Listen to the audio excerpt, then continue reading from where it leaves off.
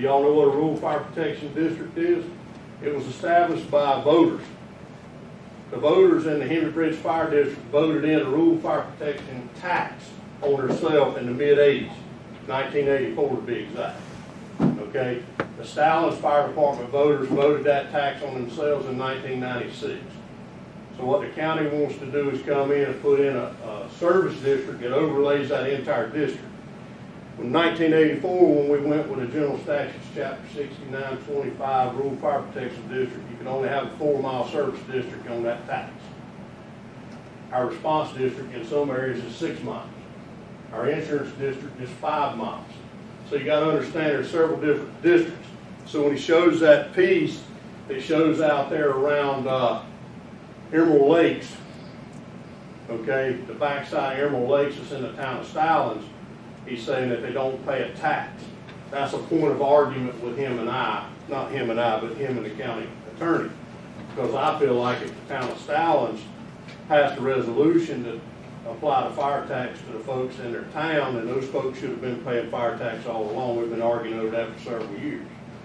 Now, the piece at the back of the Divide or Santa Mara, they can't do that because they don't receive a county tax bill. So we've not had a way to do that. This goes all the way back to Brian Matthews.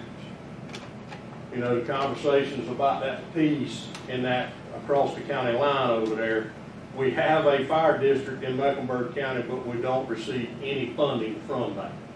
And it is only the development along that county line that isn't in the town of Stallings. And so the reason for that is Mid-Hill Fire Department can't get to them within their 5-mile insurance district, so they'd have to pay a higher insurance rate. I don't think any of them were Lakehead, and it's on the south side. It's the next neighborhood down, Shadow Retreat or whatever, just down below Santa Mara. Shadow Retreat. It's on the back side of the neighborhood, half the streets in Mecklenburg, half the streets in Union. Aaron, so, do you have the map that we can pull up? I thought there was some. Willowbrook as well. Willowbrook, yeah. Yeah, we got some neighborhood. But so there are a few down the street there, and then there will be some more as the other mixed-use development comes on there across from Harris Theater on Ottawa, right? So while the 80-20 is not exactly my dream, you know, it's better than us not getting anything. But what we have to do is we have to fix some of these inequities that we have. I mean, the fee system's been really bad. It's been really bad since '91, the year that they put it in for us, because we have so many developments that district lines draw right through the middle of.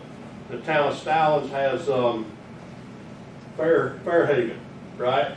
Fairhaven has district lines that go right through the middle of that neighborhood.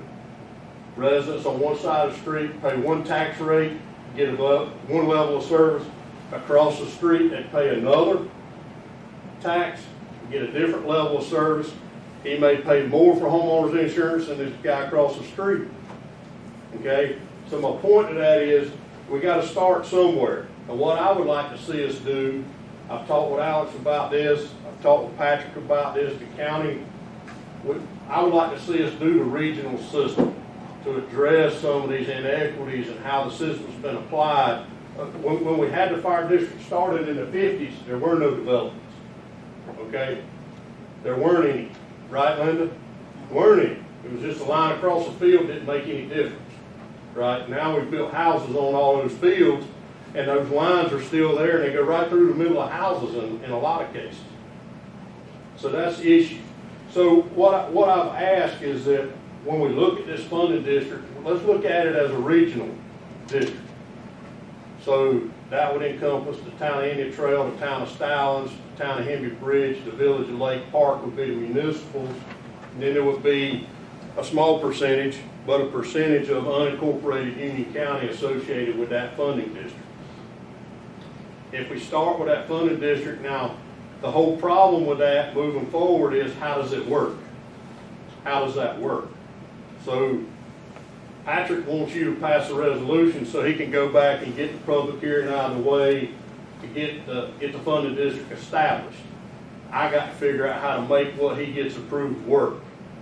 So from my standpoint, the hard parts for us that we haven't been able to really put our head around yet is how that would work.